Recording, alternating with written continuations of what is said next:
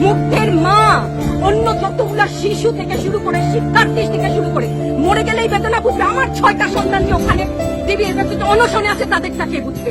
Bullet আপনি দেখেছেন বাবা মায়ের আত্মনাদ, অভিশাপ আসমান কাঁপে।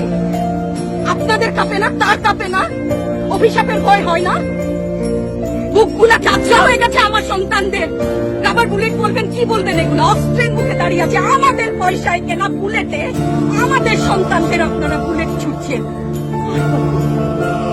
আর কত পুলিশ ভাইদেরকে বলি, ভেতরে তো আপনিও মানুষ, পুলিশ ভাই বলি না, ক্ষমা করবে, মুখ থেকে বার হয়ে গেছে।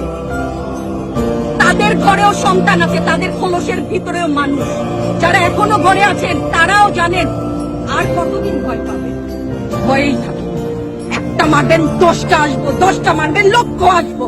সারা দেশের মানুষ, মা বাপ সব একসাথে দাঁড়াবো। ওদের সন্তানকে মানুষ করার জন্য আমাদের কাছে, শিক্ষকদের কাছে পাঠিয়েছিল। কি জবাব দিব? আমার তো কোনো মুখ নাই, আমি শিক্ষক, আমার ভাষা নাই। তাদের কাছে হাত জোর করে মাপ চাই। নিরাপত্তা দিতে পারি নাই, নিরাপত্তা দিতে পারি নাই। মনে হয় রাস্তায় শহীদ হয়ে গেলে যদি এই লজ্জা আমার কিছুটা কাটে। ওদেরকে বলবার আমার কিছু নাই।